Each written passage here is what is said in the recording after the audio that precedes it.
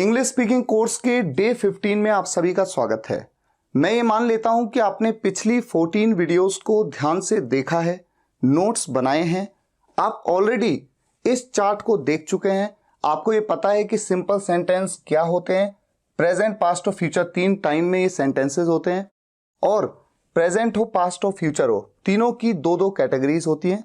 तो आज हम शुरुआत कर रहे हैं कैटेगरी नंबर 1 से। सिंपल सेंटेंसेस प्रेजेंट की कैटेगरी नंबर 1। यूं तो आप सब जानते हैं कैटेगरी 1 का जो पहचान है बहुत ही आसान है, हैं, हो, हूं। सिंपल, जैसे वो अच्छा लड़का है, वो घर पर है, वो सोया हुआ है, मैं उठा हुआ हूं, वो बैठा हुआ है, वो अच्छा है, वो खराब है, वो चालाक है। इस तरह के सिंपल से सेंटेंसेस आपको दिखते हैं तो आपको ये लगता है कि कैटेगरी 1 बहुत ही इजी है। लेकिन इस कैटेगरी में भी कुछ कॉम्प्लिकेशंस आ जाते हैं, खासकर तब जब समय से का जिक्र हो जाता है, जो कि अभी आपको पता लगेगा। ऐसे में इज एम आर की जगह पर हैज बीन या हैव बीन का यूज होना, एक तो ये कॉम्प्लिकेशन आ जाता है। दूसरा, जब किसी सेंटेंस में ऑब्जेक्ट का पता नहीं चलता है तो वहां पर देयर की एंट्री हो जाना, या फिर सेंटेंसेस जैसे नॉर्मली तो इस स्ट्रक्चर में बनते हैं, अफर्मेटिव होते हैं, सकारात्मक, जहां पर सेंटेंस में नॉट का यूज नहीं होता, नहीं का प्रयोग नहीं होता है। नेगेटिव वो जिनमें नहीं का यूज होता है, जैसे वो घर पर नहीं है। इंटरोगेटिव वो जहां पर क्वेश्चन पूछा जाता है। नेगेटिव इंटरोगेटिव वो जहां पर क्वेश्चन भी पूछा जाता है और साथ में वो सेंटेंस नेगेटिव भी होता है, यानी उसमें नॉट भी होता है और क्वेश्चन भी होता है, नेगेटिव इंटरोगेटिव। लेकिन केवल इतना आसान नहीं रहता जब स्पेशल केसेस की एंट्री हो जाती है। ये कुछ स्पेशल केसेस हैं जो आपको पता होने चाहिए, तभी आप इस कैटेगरी को ढंग से समझ पाएंगे। तो आइए शुरुआत करते हैं और सेंटेंसेस लेते हैं और समझते हैं। मान लीजिए मैं आपके सामने एक छोटा सा सेंटेंस रखता हूं। सबसे पहले शुरुआत में, रवि एक अच्छा लड़का है। रवि एक अच्छा लड़का है, किसकी बात हो रही है? रवि की। तो सब्जेक्ट कौन है? रवि। इस सेंटेंस में कहीं पे नॉट आ रहा है, नहीं का प्रयोग हो रहा है? नहीं हो रहा है। इस सेंटेंस में क्या कोई क्वेश्चन पूछा गया है? नहीं पूछा गया है। तो ये सेंटेंस कैसा है? अफर्मेटिव। रवि एक अच्छा लड़का है, सब्जेक्ट है रवि। रवि के साथ में इज एम आर किसका यूज होगा? आप सब जानते हैं, ऑलरेडी मैं बता चुका हूं कि थर्ड पर्सन सिंगुलर के साथ में हमेशा इज का यूज होता है और रवि एक थर्ड पर्सन सिंगुलर सब्जेक्ट है, ये ऑलरेडी समझा चुका हूं। तो अफर्मेटिव की तरह इस सेंटेंस को हमने बना लिया, Ravi is a good boy. अब अगर इस सेंटेंस को नेगेटिव कर लो, रवि अच्छा लड़का नहीं है। नहीं है नेगेटिव। ऐसे में करना सिंपल है, ऑक्सिलरी वर्ब के बाद तुरंत नॉट का यूज हो जाएगा। नेगेटिव सेंटेंसेस में इज एम आर के बाद नॉट का यूज हो जाता है, ठीक है। तो यहां पर आप नॉट का यूज कर लेंगे, Ravi is not a good boy. मैं जानता हूं कि आप में से लगभग सभी को यह पता होगा कि कैसे इस सेंटेंस को बनाना है, लेकिन हैरानी की बात यह है कि कई बार ऐसा हुआ कि मैंने किसी से ही पूछा, क्या रवि एक अच्छा लड़का है? क्या रवि एक अच्छा लड़का है? इस सेंटेंस को बनाइए। तो बहुत सारे स्टूडेंट्स ने, लगभग 90% केसेस में ऐसा हुआ, और सिर्फ हिंदी मीडियम स्टूडेंट्स के साथ नहीं, बल्कि जो इंग्लिश मीडियम में पढ़ते हैं वो बच्चे भी क्या कह देते हैं? What is Ravi good boy? What का यूज कर लेते हैं। और व्हाट क्या है? एक WH फैमिली का मेंबर। तो वो समझते हैं कि जो इंटरोगेटिव सेंटेंस होते हैं उनमें क्या बोला तो व्हाट, क्यों बोला तो व्हाई, कहां बोला तो वेयर, किसे बोला तो whom, इनका यूज करना ही करना है। लेकिन मैं आपको ये बता देता हूं, किसी भी क्वेश्चन वाले सेंटेंस में, किसी भी इंटरोगेटिव सेंटेंस का आंसर अगर आप यस या नो में दे सकते हैं, इसे आप समझ लीजिए। अगर आप किसी भी इंटरोगेटिव सेंटेंस, किसी भी क्वेश्चन का आंसर यस या नो में दे सकते हैं, ऐसे में आपको WH फैमिली मेंबर का यूज कभी भी नहीं करना होता। यानी कि जब मैं आपसे कहता हूं क्या रवि एक अच्छा लड़का है, तो यहां पर क्या के लिए व्हाट का यूज हो ही नहीं सकता, क्योंकि वो एक WH फैमिली का मेंबर है और इस सेंटेंस का आंसर आप यस या नो में दे सकते हैं। कैसे? क्या रवि एक अच्छा लड़का है? तो आप क्या कहेंगे? मैं आपसे पूछ रहा हूं, क्या रवि एक अच्छा लड़का है? तो आप कह सकते हैं यस या आप कह सकते हैं नो। तो यस या नो में आप जवाब दे पा रहे हैं, इसका मतलब वहां कभी भी कोई WH फैमिली मेंबर यूज नहीं होगा। हाँ, अगर मैं आपसे ऐसे पूछूं आपका क्या नाम है, और अगर आप कहें यस, तो ये बात तो क्लियर नहीं हो पाई, आंसर नहीं मिला। या आप कह दें नो, नहीं, आपको बताना होगा कि आपका नाम क्या है। जैसे मैं आपसे पूछूं आप घर पर क्यों हैं, तो आपको बताना होगा कि आप क्यों हैं। आप जो भी बताएं कि मैं घर पे इसलिए हूं क्योंकि मेरे स्कूल की छुट्टी है, लेकिन आप सिंपली यस या नो कह दें, इससे दूसरे व्यक्ति के क्वेश्चन का आंसर उसको नहीं मिला। तो जब भी किसी क्वेश्चन का आंसर यस या नो में आप ना दे पाएं, केवल यस या नो में ना दे पाएं, बल्कि आपको कुछ बताना पड़े, कुछ सेंटेंस बोलना पड़े, ऐसे में WH फैमिली मेंबर का यूज 100% आपको करना होता है। अब अगर इसी सेंटेंस में मैं ऐसा कह दूं क्या रवि एक अच्छा लड़का है, क्या रवि एक अच्छा लड़का है, तो आप जान गए कि यस या नो में आप जवाब दे सकते हैं। आप कह सकते हैं यस या आप कह सकते हैं नो। तो अंडरस्टूड है कि ये इंटरोगेटिव सेंटेंस है, प्रश्न पूछा गया है, लेकिन WH फैमिली का मेंबर कभी यूज नहीं हो सकता। और सेंटेंस की शुरुआत हमेशा ऑक्सिलरी वर्ब से होगी, और ऑक्सिलरी वर्ब हमेशा सब्जेक्ट के हिसाब से लगती है। अब जब मेरा सब्जेक्ट है रवि, तो रवि एक थर्ड पर्सन सिंगुलर है, इसलिए उसके साथ में इज का यूज करना पड़ेगा। तो आप सेंटेंस को शुरू करेंगे इज से, और आप कहेंगे is Ravi, auxiliary verb, subject, और उसके बाद जो भी ऑब्जेक्टिव पार्ट है अ गुड बॉय। ये बेसिक सी चीजें हैं, लेकिन बहुत सारे स्टूडेंट्स को नहीं पता है, इसलिए बताना मेरा फर्ज है। और अगर मैं ऐसा कह दूं, ऐसा क्वेश्चन हो जाए क्या रवि अच्छा लड़का नहीं है, नेगेटिव भी और प्रश्न भी, इंटरोगेटिव भी, तो इज एम आर के बाद सब्जेक्ट आया, इज एम आर के बाद सब्जेक्ट, और इसके बाद नॉट का यूज। हमेशा ध्यान रखिए, नॉट का यूज हमेशा सब्जेक्ट के तुरंत बाद किया जाता है। तो इस सेंटेंस में मैं क्या कहूंगा, is Ravi not a good boy, क्या रवि अच्छा लड़का नहीं है। अच्छा, अब मान लीजिए मैं आपसे कहूं रवि अच्छा लड़का क्यों है, क्यों, क्यों कह दिया मैंने, क्यों के लिए WH फैमिली मेंबर वाई का यूज किया जाता है। और चूंकि मैंने जो आपसे पूछा है वो एक प्रश्न है, क्वेश्चन है, तो इंटरोगेटिव सेंटेंस है, तो ये जो है इज, इससे तुरंत पहले क्या आ जाएगा, why. Why is Ravi a good boy, Ravi अच्छा लड़का क्यों है। मान लीजिए क्यों की जगह मैं कहता रवि अच्छा लड़का कैसे है, हाउ, कैसे को हाउ कहते हैं, how is Ravi a good boy, तो यहां पर वाई की जगह क्या आ जाएगा, हाउ। तो आपने देखा कि WH फैमिली मेंबर का आपको यूज करना है शुरुआत में, और उसके बाद तो ऑक्सिलरी वर्ब का यूज होगा ही होगा। और सेंटेंस में अगर उस सेंटेंस का आंसर आप यस या नो में दे सकते होंगे, तो कभी भी WH फैमिली मेंबर का यूज आप नहीं करेंगे। अभी आगे और चीजें आएंगी तो समझ में आता जाएगा। मैंने एक सेंटेंस लिया, अंजलि सोई हुई है, अंजलि सोई हुई है, तो अंजलि के बारे में सिर्फ बताया गया है कि वो सोई हुई है, तो अंडरस्टूड है कि एक सिंपल सेंटेंस है और कैटेगरी 1 में है, क्योंकि है, हो, हूं का यूज हो रहा है। ठीक है। अफर्मेटिव सेंटेंस है क्योंकि नॉट का यूज हो नहीं रहा, क्वेश्चन कोई है नहीं, सब्जेक्ट है अंजलि। अंजलि, अंजलि एक थर्ड पर्सन सिंगुलर है, तो इसका यूज कर लिया, अंजलि इज सोई हुई। आप जानते हैं ऑलरेडी, सोई हुई, बैठी हुई, उठी हुई। सोई हुई के लिए मैंने आपको क्या बताया था वीडियो में, अस्लीप।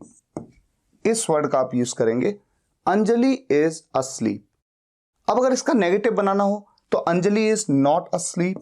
अगर इसका इंटेरोगेटिव मैं बना दूं, क्या अंजलि सोई हुई है, क्या, क्या बोलते ही ऑक्सिलरी वर्ब शुरुआत में आ जाती है सब्जेक्ट से, सब्जेक्ट से पहले। इज अंजलि अस्लीप, क्या अंजलि सोई हुई है। अब यहां पर इस क्वेश्चन का आंसर चूंकि आप यस या नो में दे सकते हैं, इसीलिए आपने यहां पर WH फैमिली मेंबर का यूज नहीं किया। लेकिन अगर मैं आपसे कह दूं अंजलि क्यों सोई हुई है, क्यों, तो क्यों के लिए WH फैमिली मेंबर का यूज करेंगे आप इज एम आर से पहले। Why is Anjali asleep, Anjali सोई हुई क्यों है। या फिर अंजलि किसके साथ सोई हुई है, किसके साथ, तो किसके साथ के लिए कौन सा WH फैमिली मेंबर यूज होता है, with whom is Anjali asleep, Anjali कहां सोई हुई है, वेयर इज अंजलि अस्लीप, तो आप देख रहे हैं ना, WH फैमिली मेंबर का यूज तुरंत हो जा रहा है सबसे पहले शुरुआत में। इसी तरह से सेंटेंसेस को बनाया जाता है। मेरी उंगलियां सूजी हुई हैं। मेरी उंगलियां, मान लीजिए 2-4 उंगलियां हैं, तभी तो कह रहा हूं उंगलियां, मेरी उंगलियां सूजी हुई हैं। किसके बारे में बात हो रही है? मेरी उंगलियों के बारे में। सिर्फ बताया गया है कि वो सूजी हुई हैं, तो सिंपल सेंटेंस की कैटेगरी 1 में है, क्योंकि है हूं का यूज हो रहा है। सब्जेक्ट है मेरी उंगलियां। अब मेरी उंगलियां एक से ज्यादा हैं, प्लूरल है, इसलिए प्लूरल के साथ हम सब जानते हैं प्लूरल के साथ आर का यूज होता है। माई फिंगर्स आर, और सूजी हुई को क्या कहते हैं? ऑलरेडी मैंने आपको वीडियो में बताया था, स्वोलन।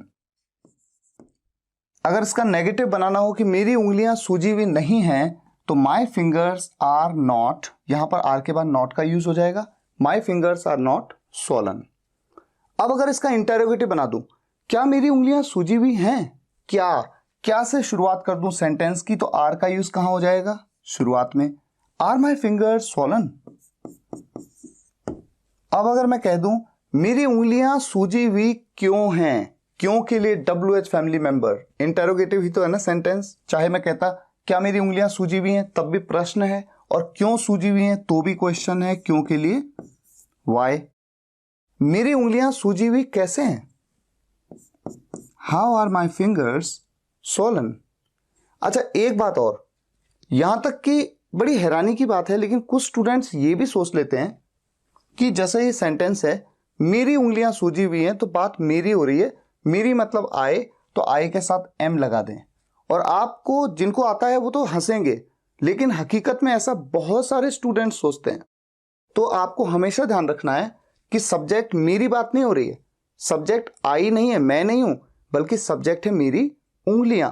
और मेरी उंगलियां एक से ज्यादा हैं, थर्ड पर्सन है, तो ये थर्ड पर्सन का प्लूरल सब्जेक्ट है। और जब प्लूरल सब्जेक्ट होता है तो उसके साथ में लगता है आर। अब देखिए, इस सेंटेंस से कहानी थोड़ा सा बदलेगी, अब कुछ चीजों की एंट्री होने वाली है। ठीक है, ये जो सेंटेंस है आप घर पर हैं, अफर्मेटिव सेंटेंस है, और इसे सिंपली आप कैसे बनाते हैं? You are at home. ये सेंटेंस तो लगभग हर कोई बनाना जानता है, आप घर पर हैं, यू आर एट होम। लेकिन अच्छा, पहले इसका नेगेटिव बना लें, मन ही मन में बना लेते हैं, लिखता नहीं हूं मैं, कोई बात नहीं, वैसे बना लेते हैं। आप घर पर नहीं हैं, you are not at home, not लग जाएगा। क्या आप घर पे हैं? क्या बोल दिया, तो आर का ये शुरुआत में हो जाएगा। Are you at home, are you at home, are you at home. ठीक है, आप घर पर क्यों हैं? क्यों के लिए why are you at home. आप घर पर किसके साथ हैं? किसके साथ के लिए with home are you at home. आप घर पर कब से हैं? अच्छा, ये कब से, अभी ये चीज थोड़ा सा इंटरेस्टिंग है, क्योंकि यहां पर फिर आर नहीं आएगा। क्यों नहीं आएगा वो मैं आपको बताऊंगा, लेकिन उससे पहले थोड़ा सा सेंटेंस में एक चेंज कर लेते हैं। आप सुबह से घर पर हैं। अब इंटरेस्टिंग बात यह है कि जैसे ही मैंने कहा सुबह से, जैसे ही समय से की एंट्री हो गई, समय से, तुरंत क्या होगा कि जो मेरी हेल्पिंग वर्ब है या जो मेरी ऑक्सिलरी वर्ब है इज एम आर, इनका यूज नहीं होगा, बल्कि इनकी जगह पर हैज बीन या हैव बीन का यूज होगा। तो ये जो आर है, देखिए आप सुबह से घर पे हैं, यू, अब ये आर की जगह पर सब्जेक्ट है यू कैसा सब्जेक्ट माना जाता है? प्लूरल कैटेगरी में माना जाता है। और प्लूरल कैटेगरी में जैसे आर का यूज किया जाता है, हैज बीन या हैव बीन में से किसका यूज किया जाए? आपको मैंने बताया है ऑलरेडी, हैज का use third person singular subject के साथ, और बाकी सभी सब्जेक्ट्स के साथ में क्या? Have been. तो यहां पर यू के साथ क्या यूज होगा? Have been. तब देखिए आर की जगह पर क्या यूज हो गया? Have been.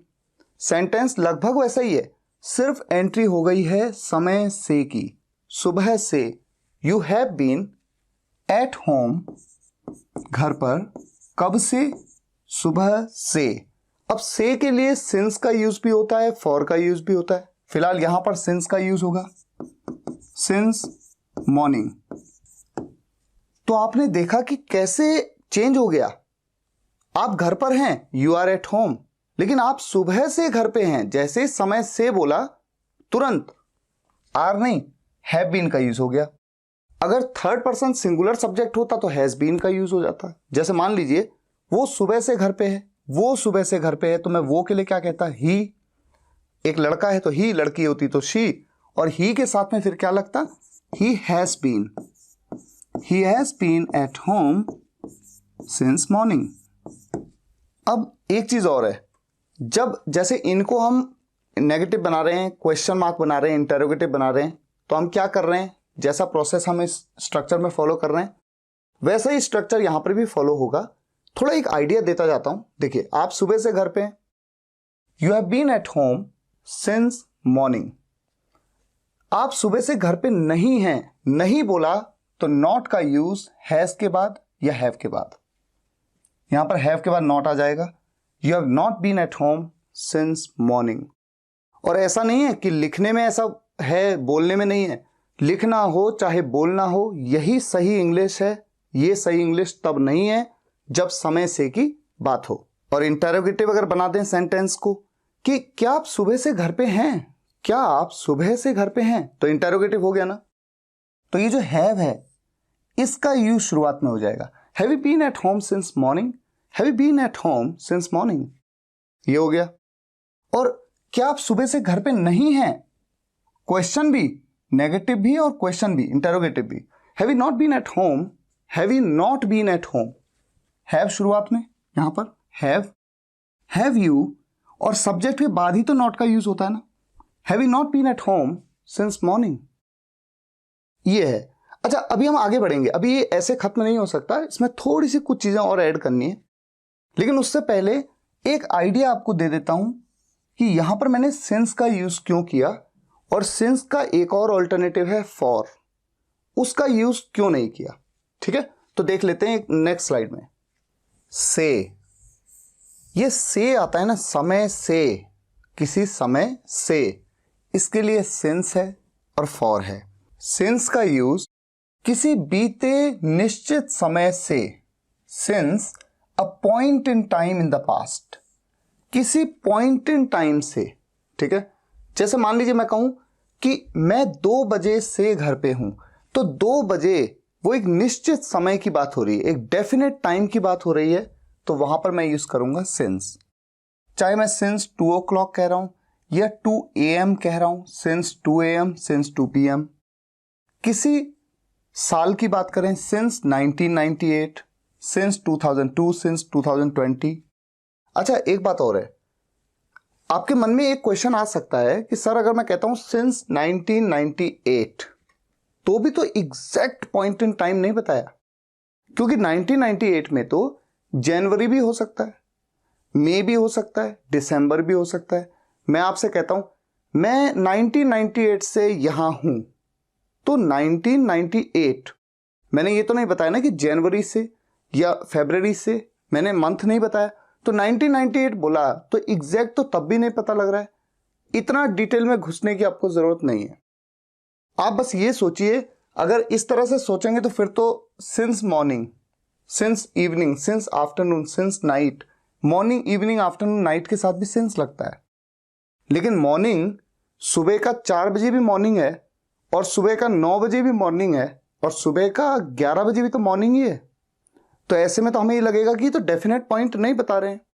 लेकिन इतना मत घुसिए, इंग्लिश सीख रहे हैं, जैसे इंग्लिश नेटिव यूज करते हैं उनको बताने के लिए हिंदी में कुछ तरीके बताए गए हैं किसी बीते निश्चित समय से, लेकिन हर बार वो चीज लागू नहीं होती हुई दिखती है, फिर भी उसे वैसे ही सीख लेना है। हर चीज में लॉजिक ढूंढने की कोशिश नहीं करनी है, क्योंकि कई चीजें एक्सेप्शनल्स होती हैं, कई चीजें इलॉजिकल होती हैं।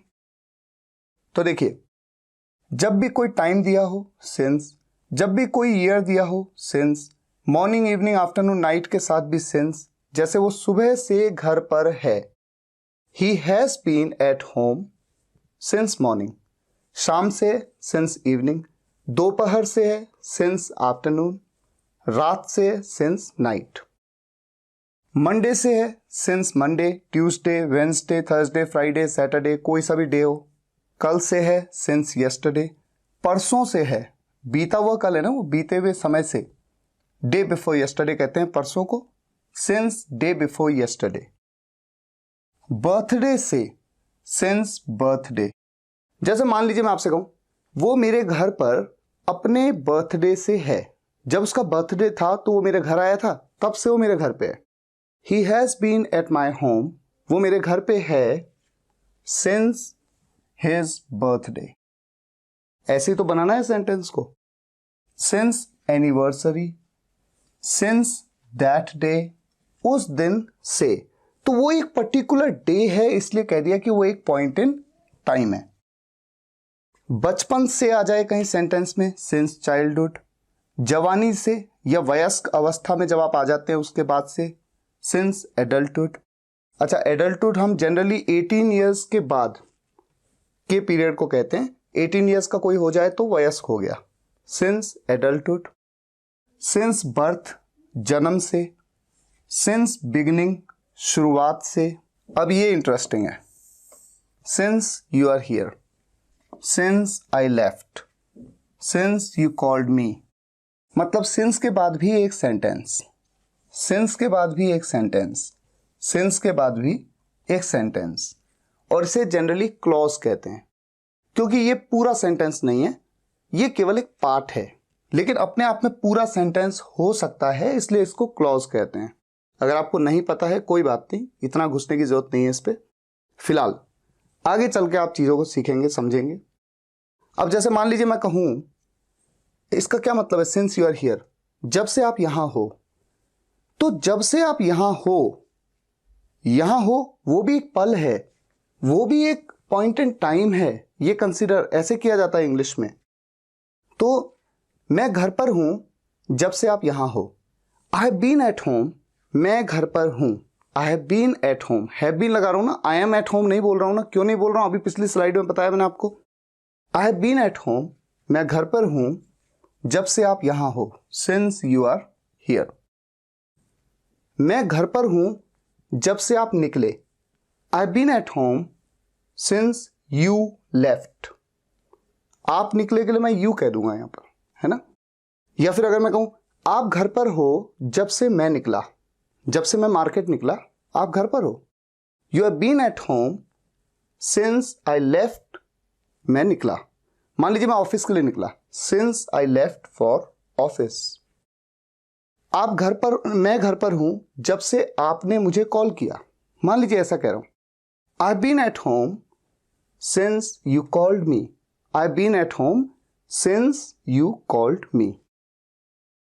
तो इन चीजों को आपको अपनी नोटबुक में नोट कर लेना है, रट भी लेना है, 2-4 बार देखेंगे हमेशा सेंटेंस में जब भी कभी आएगा समय से। और इन चीजों से, जैसे मॉर्निंग से, 2002 से, 2 o'clock से, 2 o'clock, 3 o'clock, 4 o'clock, कोई भी टाइम दिया हो आप सिंस का यूज करेंगे। और फॉर का यूज किसी बीते समय की अवधि से। ये अवधि बड़ी इंपॉर्टेंट है, एक पूरा पीरियड, एक पूरा ड्यूरेशन ऑफ टाइम। जैसे 2 सेकंड से, 2 मिनट से, 2 घंटे से, फॉर 2 आवर्स, 2 दिन से, फॉर 2 डेज। हम इन जगहों पे हम क्या बात कर रहे हैं, हम पीरियड्स की बात कर रहे हैं। हम एग्जैक्ट टाइम नहीं बता रहे कि कब से, हम 2 बजे से नहीं बता रहे, एग्जैक्ट टाइम नहीं बता रहे, वो तो पॉइंट इन टाइम है, लेकिन हम ड्यूरेशन बता रहे हैं 2 घंटे से। अब मान लीजिए इस वक्त 8 बज रहा है और मैं कहता हूं 2 घंटे से मैं घर पे हूं। I have been at home for 2 hours. तो अंडरस्टूड है कि समय 8 बज रहा है तो 2 घंटे से हूं, मतलब 6 बजे से हूं, है ना। लेकिन मैंने 6 बजे से नहीं बोला, मैंने कह दिया 2 घंटे से। तो अगर मैं कह रहा हूं 2 घंटे से तो फॉर 2 आवर्स। और अगर मैं कह देता 6 बजे से, तो 6 बजे एक पॉइंट इन टाइम है, तब मैं क्या कहता, सिंस 6 o'clock। 2 हफ्ते से, फॉर 2 वीक्स।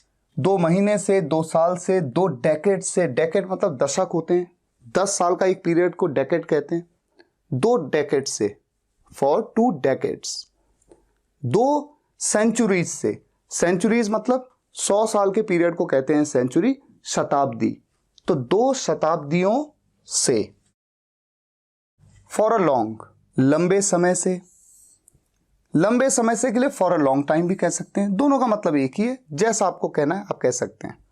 जैसे मैं लंबे समय से घर पे हूं, I been at home for a long, या फिर I have been at home for a long time, थोड़े समय से, I been at home for a while, मैं थोड़े समय से घर पे हूं।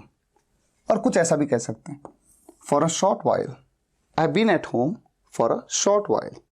लेकिन हर जगह पे हम क्या कह रहे हैं, I have been at home, I am at home नहीं, ठीक है। I have been at home for many days, कई दिनों से, कई घंटों से। अब कई दिन ये ड्यूरेशन है, अवधि है, कई घंटे अवधि है। फॉर मेनी ईयर्स, कई सालों से। फॉर मेनी सेंचुरीज, कई शताब्दियों से। फॉर फ्यू सेकेंड्स, कुछ सेकेंड से, कुछ मिनट से, चाहे वो कुछ मिनट हो, एक हो, 2 ही मिनट हो, 3 ही मिनट हो, लेकिन है तो ड्यूरेशन। कुछ घंटों से, कुछ दिनों से, ठीक है। तो नोटबुक पे नोट कर लीजिएगा, रट लीजिएगा और धीरे धीरे याद हो जाएगा, सेंटेंस में गलती नहीं करेंगे। अब पिछली स्लाइड पे वापस चलते हैं। हम यहां पर थे तो हमने इस बात को समझा कि समय से के लिए हैज बीन या हैव बीन का यूज होता है। अब देखिए, ये हैज बीन, हैव बीन का यूज करना इंपॉर्टेंट कब हो जाता है, इस चीज को देखिए। एक सेंटेंस देता हूं आपको, आप घर पर कब से हो, ये सेंटेंस आपके सामने आया। आपने पकड़ना है कि सेंटेंस को बनाना कैसे है। आपने देखा ये इंटरोगेटिव है, इंटरोगेटिव है, ठीक है। आपने देखा कि यहां पर बोला कब से, और कब से को, कब से जो WH फैमिली मेंबर है, इसको, इसके लिए आप क्या यूज करते हैं, ऑलरेडी वीडियो में ऑलरेडी पहले भी बता चुका हूं मैं आपको। सिंस व्हेन कहते हैं ऐसे, सिंस व्हेन, या फिर आप कहते हैं फॉर हाउ लॉन्ग। अब देखिए कितना इंटरेस्टिंग है, यहां पर फॉर का यूज कर रहे हैं, यहां पर सिंस का यूज कर रहे हैं। इन दोनों में से किसी एक का यूज होता है as a WH family member. अब चूंकि ये इंटरोगेटिव सेंटेंस है, ठीक है, सबसे पहले WH फैमिली मेंबर यूज होगा। तो मान लीजिए मैंने कहा सिंस व्हेन, अब WH फैमिली मेंबर के तुरंत बाद तो आर का यूज होना है। लेकिन कमाल की बात यह है कि हमने किसी समय से का जिक्र कर लिया है। भले यहां पर समय से लिखा नहीं है, सुबह से, मंडे से, 2002 से, ऐसा लिखा नहीं है, लेकिन कब से मतलब किसी टाइम से। अगर मैं आपसे पूछूं आप घर पर कब से हो, तो आप क्या बोलोगे? या तो आप कह दोगे मैं 2 बजे से हूं, या कह दोगे मैं 2 घंटे से हूं। तो या तो आप ड्यूरेशन बता दोगे, या फिर एक पॉइंट इन टाइम से बता दोगे। दोनों में से कोई एक बात आप बताओगे। तो कुल मिलाकर यहां पर बात हो रही है समय से की, कब से मतलब किस समय से। इसलिए ऐसे में इजएमआर का यूज नहीं होगा, बल्कि हैज बीन या हैव बीन का यूज होगा। अब मेरा सब्जेक्ट क्या है? आप घर पर कब से हो, तो सब्जेक्ट है आप मतलब यू के साथ तो लगता है हैव बीन, तो हैव को उठा के शुरुआत में यूज कर लेंगे। हैव, यहां पर इजएमआर नहीं आएगा, हैव आएगा। अब हैव बीन एक साथ नहीं आता है, पहले हैव आएगा, उसके बाद सब्जेक्ट, उसके बाद बीन, उसके बाद आएगा हैव यू बीन। ऐसे ही होता है। देखिए इजएमआर तो अपने आप में एक वर्ड है, तो वो शुरुआत में आ जाता है। लेकिन जहां भी 2 वर्ड होते हैं, जैसे will have, will be, have been, हमेशा ऐसे में हैव पहले आ गया। या विल बी होता तो विल पहले आ गया, बी बाद में आया, बीन बाद में आया, सब्जेक्ट के बाद। Since when have you been, घर पर, एट होम। या तो ऐसे बना सकते हैं, अगर मुझे आपसे ये पूछना है आप घर पर कब से हो, तो मैं ऐसे पूछ सकता हूं। या फिर सिंस व्हेन की जगह पे मैं इस तरह से भी पूछ सकता हूं, for how long have you been at home. अच्छा, अब एक चीज देखिए, आइडियल कंडीशन में, आइडियल केस में, अगर मैं आपसे ये सवाल पूछूं, since when have you been at home, आप घर पर कब से हो, तो आपका आंसर, चूंकि मैं आपसे सिंस व्हेन पूछ रहा हूं, तो मैं जानना चाहता हूं सिंस व्हाट टाइम, तो आपको सिंस के साथ ही आंसर देना चाहिए, सिंस 2 o'clock। इस बात को पूरा भी बोल सकते हो, पूरा आंसर ऐसे भी दे सकते हो, I been at home since 2 o'clock। तो मैंने पूछा since when have you been at home, आपने कहा I been at home since 2 o'clock, या फिर सिंपली सिंस 2 o'clock। और जब मैं आपसे पूछूं for how long have you been at home, तो मैंने यहां पर कहा फॉर हाउ लॉन्ग, फॉर का यूज कर रहा हूं, इसका मतलब मैं आपसे ड्यूरेशन पूछ रहा हूं कि कब से हो। तो मान लीजिए आप 4 घंटे से हो, तो आप कह सकते हो फॉर 4 hours, या आप पूरा सेंटेंस बोल सकते हो, मैं 4 घंटे से घर में हूं, I have been at home for 4 hours।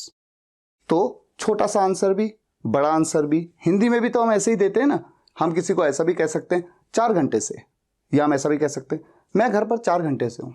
तो जिस तरह से हिंदी में वैसे इंग्लिश में, तो थोड़ा आइडिया मिल रहा है अभी आपको, ठीक है। वैसे तो देखिए हम कैटेगरी 1 देख रहे हैं, मेनली हमारा स्ट्रक्चर यही है, लेकिन जब भी समय से की एंट्री हो गई तो हैज बीन या हैव बीन का यूज हो रहा है। और जब हम प्रैक्टिस करेंगे तो चीजें आपको बहुत ज्यादा क्लियर होंगी, क्योंकि मैं प्रैक्टिस में कोई 1 2 4 सेंटेंसेस नहीं, बहुत सारे सेंटेंसेस की आपको प्रैक्टिस कराऊंगा। अब हम इस सिनेरियो पे मूव करते हैं। ये वाला जो सिनेरियो है, इसमें क्या होता है कि जब भी किसी सेंटेंस में ऑब्जेक्ट का पता ही नहीं चलता, ऑब्जेक्ट नहीं होता मान लीजिए, तो वहां पर आप देयर का यूज कर लेते हैं, और बेहतर होता है कि आप देयर का यूज एज अ सब्जेक्ट कर लें। अब देखिए आपने किसी कहानी की शुरुआत कैसे सुनी है, ऐसे सुनी है ना, एक लड़का है और उसके बाद कहानी शुरू हो जाती है। एक लड़का है, उसके पापा बहुत तेज हैं, वो ऐसे हैं वैसे हैं, पूरी कहानी शुरू हो गई, ठीक है। लेकिन शुरुआत तो ऐसे हुई, एक लड़का है। अब ये सेंटेंस, अब देखिए मैं आपसे पूछूं कि बताइए ये सेंटेंस कैसा है, तो आप कहेंगे सर ये अफर्मेटिव है, क्योंकि इस सेंटेंस में नॉट का यूज तो कहीं हो नहीं रहा है। लेकिन मैं आपसे पूछता हूं सब्जेक्ट क्या है, आपने कहा सर सब्जेक्ट है एक लड़का, क्योंकि एक लड़के के बारे में बात हो रही है, ठीक है। अब ऑब्जेक्ट कहां है, ऑब्जेक्ट तो है ही नहीं, ये है हो हूं, ये तो ऑक्सिलरी वर्ब है, इज एम आर का यूज करते हैं इसके लिए, तो ऑब्जेक्ट आपको मिल ही नहीं रहा। तो जब आपको ऑब्जेक्ट नहीं मिलता है तो आपके पास 2 विकल्प हैं, या तो सब्जेक्ट, अफर्मेटिव सेंटेंस के हिसाब से सब्जेक्ट में पहले लिख दीजिए एक लड़का के लिए अ बॉय। अब एक लड़का है, सिंगुलर है, तो इज का यूज करेंगे, अ बॉय इज। अब ऑब्जेक्ट कुछ है नहीं तो सेंटेंस ऐसे कंप्लीट नहीं होता है, सेंटेंस में सब्जेक्ट चाहिए, ऑक्सिलरी वर्ब चाहिए, और फिर ऑब्जेक्टिव पार्ट में भी चाहिए। तो जब ऑब्जेक्ट कुछ नहीं दिखा तो ऐसे में ऑब्जेक्ट में क्या यूज कर लिया गया, देयर। ये है कॉन्सेप्ट। अब देखिए मैंने आपसे क्या कहा कि देयर का यूज जनरली सब्जेक्ट में करना ज्यादा बेहतर है, और इसी तरह से इंग्लिश नेटिव करते हैं। तो अगर इस सेंटेंस को किसी इंग्लिश नेटिव को बोलना हो, किसी अंग्रेज को बोलना हो, तो वो ऐसे नहीं कहेगा a boy is there, rather वो ऐसे कहेगा, वो देयर को सब्जेक्ट में यूज कर लेगा, और ये जो एक लड़का है इसको सब्जेक्ट नहीं बल्कि ऑब्जेक्ट में यूज कर लेगा, यानी देयर को यहां, अ बॉय को यहां, देयर इज अ बॉय।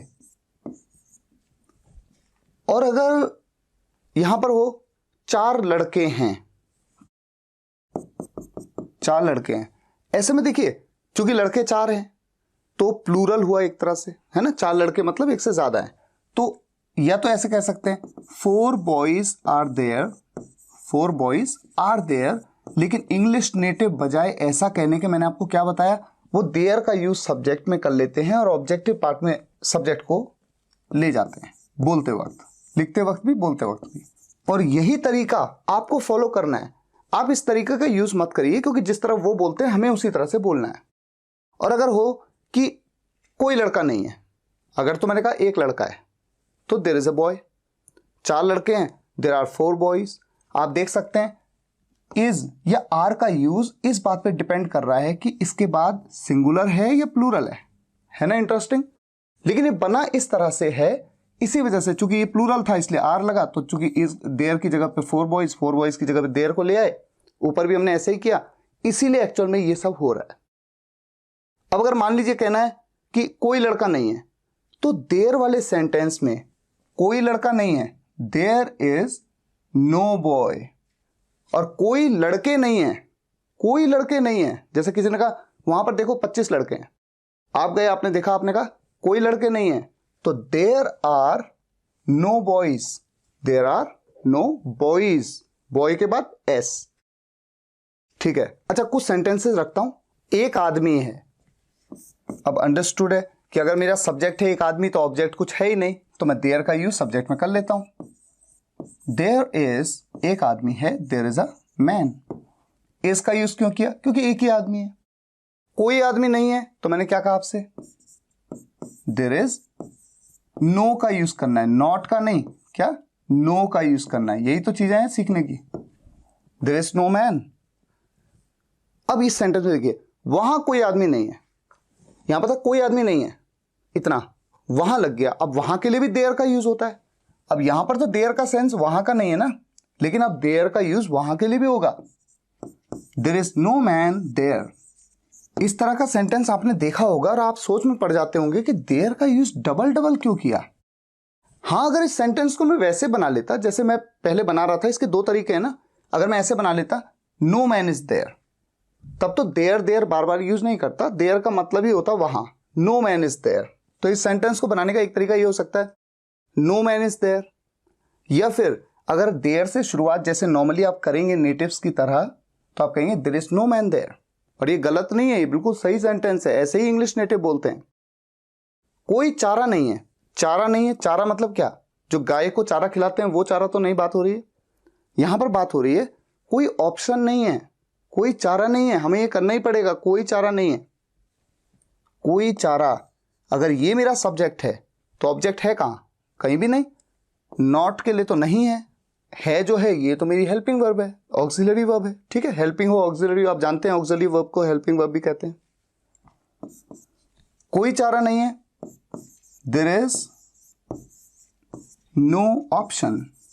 और ऐसा सेंटेंस आपने देखा भी होगा। और ये सभी सेंटेंसेस कैटेगरी 1 में क्यों आ रहे हैं, क्योंकि इनके एंड में है हूं आ रहा है, प्रेजेंट में है। और इन किसी भी सेंटेंस में, चूंकि ये सिंपल है, इनमें कभी भी सब्जेक्ट किसी काम को कर रहा है, करता है, ऐसा नहीं बताया गया। कुछ नल हैं, अगर मेरा सब्जेक्ट है कुछ नल, तो ऑब्जेक्ट कहां है, कुछ है ही नहीं। There are a few taps. अब देखिए देयर आर, मैंने आर क्यों लगाया, क्योंकि मैं क्या कह रहा हूं, कुछ नल, अ फ्यू टैप्स। चूंकि ये प्लूरल है इसलिए आर का यूज किया। कई पेड़ हैं, कई पेड़ मतलब many trees, there are many trees. अब अगर मैं इन सेंटेंस में थोड़ा थोड़ा कुछ ऐड कर दूं, जैसे कि घर पर एक आदमी है, तो एक आदमी के लिए देयर इज अ मैन। घर पर, at home, there is a man at home. कोई आदमी नहीं है। दुकान पर, मेरी दुकान पर कोई आदमी नहीं है, तो मैंने शुरुआत में जोड़ दिया मेरी दुकान पर कोई आदमी नहीं है। There is no man in my shop. ठीक है। कुछ नल हैं, मैं कह दूं वहां पर कुछ नल हैं, तो वहां पर, मैंने वहां पर ऐड कर दिया। There are a few taps over there, over there या देयर। और ये बात मैं ऑलरेडी एक वीडियो में बता चुका हूं कि यहां पर आप देयर भी कह सकते हैं, केवल वहां के लिए आप देयर भी कहते हैं, और देयर से पहले आप ओवर का यूज कर सकते हैं, कोई प्रॉब्लम नहीं है, बिल्कुल एक ही चीज है। तो देयर कहते हैं चाहे over there. There are few taps there, या फिर there are few taps over there. कई पेड़ हैं, मैं कह दूं जंगल में कई पेड़ हैं, जंगल में ऐड कर दूं there are many trees in the jungle या इन द फॉरेस्ट। हमने ये चीज देख ली कि समय के साथ ये होगा, समय से आया तो, और जब ऑब्जेक्ट मिसिंग हो, नहीं हो, तो देयर का यूज कर रहे हैं आप सब्जेक्ट में। अब आ जाते हैं स्पेशल केस पे, जहां पर इंटेरोगेटिव, नेगेटिव इंटेरोगेटिव के स्ट्रक्चर्स में थोड़ा सा डिफरेंस है। आपके सामने देखिए 4 सेंटेंस हैं। कौन बैठा हुआ है, कौन कौन मेरे साथ हैं, वहां किसका भाई है, वहां कौन सी शर्ट रखी हुई है। इन सभी सेंटेंसेस में आप देखेंगे सभी सेंटेंसेस इंटेरोगेटिव हैं, यानी प्रश्नवाचक हैं। इंटेरोगेटिव हैं, प्रश्नवाचक हैं। लेकिन जैसा कि इंटेरोगेटिव का रूल कहता है कि पहले WH फैमिली मेंबर बताइए, तो यहां पर WH फैमिली मेंबर है। कौन, कौन के लिए हु, WHO हु। लेकिन ये सब्जेक्ट यहां पर है नहीं। मैं आपसे पूछता हूं कौन बैठा हुआ है, तो जो बैठा हुआ है वही तो सब्जेक्ट है। अगर मान लीजिए इस सेंटेंस में मैं कहता राम बैठा हुआ है, तो कौन होता सब्जेक्ट, राम। तो राम के बारे में ही पूछा गया है कि कौन। तो जब WH फैमिली मेंबर एक सब्जेक्ट की भूमिका निभाता है, एक सब्जेक्ट को रेफर करता है, ऐसे में ये हो जाता है स्पेशल केस, क्योंकि यहां पर सब्जेक्ट बिल्कुल नहीं है। ऐसे में इंटेरोगेटिव सेंटेंस बिल्कुल अफर्मेटिव की तरह ही बनता है। बस फर्क क्या है, यहां पर WH फैमिली का मेंबर आ जाएगा जो कि सब्जेक्ट की तरह एक्ट कर रहा है, सब्जेक्ट को रेफर कर रहा है, आप ऐसे समझ लीजिए। उसके बाद इज MR, उसके बाद ऑब्जेक्ट। और इसकी इंपॉर्टेंस शायद इस कैटेगरी में आपको ज्यादा ना महसूस हो, लेकिन नेक्स्ट कैटेगरी में तो मैं गारंटी से कह सकता हूं कि पूरा सिनेरियो ही चेंज हो जाएगा। और जब टेंसेज हम पढ़ेंगे तो past indefinite tense, present indefinite tense उनमें भी इसका रोल इतना इंपॉर्टेंट है कि अगर आपको ये केसेस नहीं पता है तो आप सेंटेंस को सही से बना ही नहीं सकते, आप कंफ्यूज होते रहेंगे। तो देखिए सेंटेंस में कैसे बनाया जाएगा। अब जैसे ये इंटरोगेटिव सेंटेंस है, कौन बैठा हुआ है, तो सबसे पहले कौन के लिए WH फैमिली मेंबर क्या है, हु, और हु के बाद सीधा क्या लगा, इज। हु इज बैठा हुआ के लिए हम सिटिंग कहते हैं, ये आप जानते हैं, मैंने पहले भी बताया आपको। ऐसे ही सेंटेंस बन गया। क्योंकि यहां पर कोई सब्जेक्ट नहीं है इसलिए किसी सब्जेक्ट की तलाश आपको करनी भी नहीं है। कौन कौन मेरे साथ हैं, WH फैमिली मेंबर है, कौन कौन,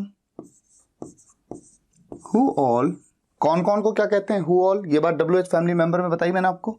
who all are is am किसका यूज करें, ऑब्वियस सी बात है आर का यूज करेंगे क्योंकि प्लूरल सब्जेक्ट है, एक से ज्यादा लोगों की बात हो रही है। हु ऑल आर, और ऑब्जेक्ट में क्या है, मेरे साथ, ऑब्जेक्ट विद मी।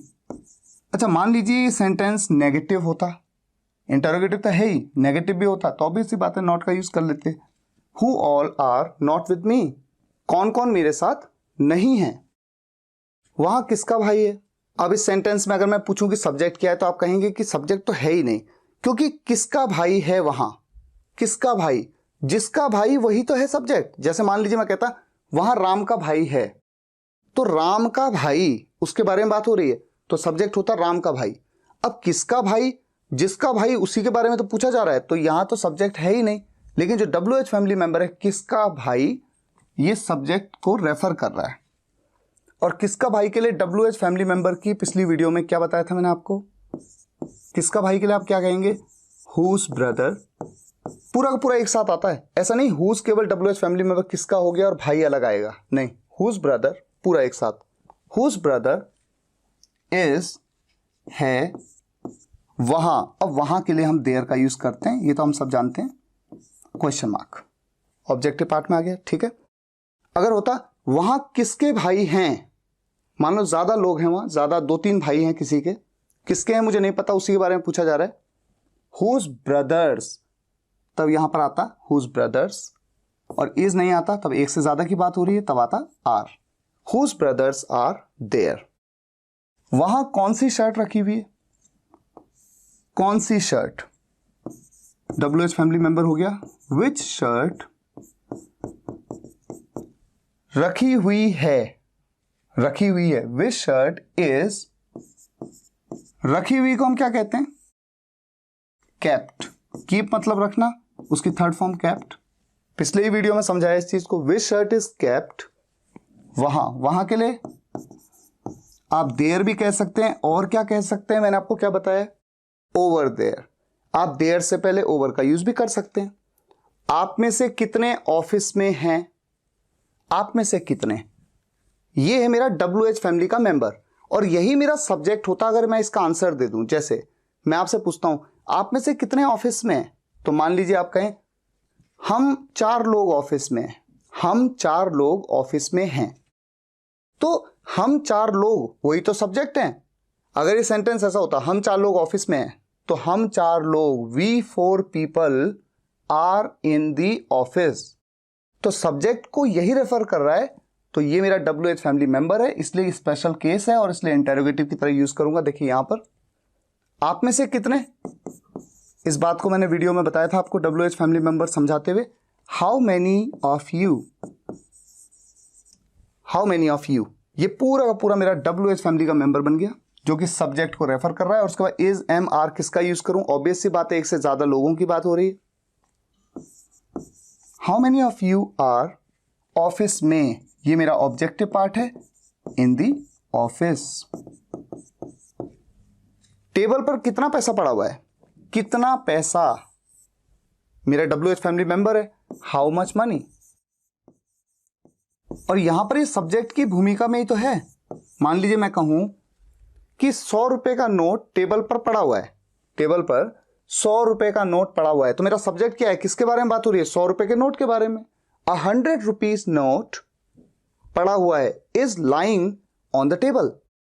तो कितना पैसा जो WH फैमिली मेंबर है वो सब्जेक्ट को ही रेफर कर रहा है, इसीलिए स्पेशल केस है। How much money is, how much money is, ये वाला इज, पड़ा हुआ के लिए क्या कहते हैं, बताया था वीडियो में मैंने आपको, लाइंग पढ़ा हुआ के लिए लाइन, टेबल पर, ऑन द टेबल।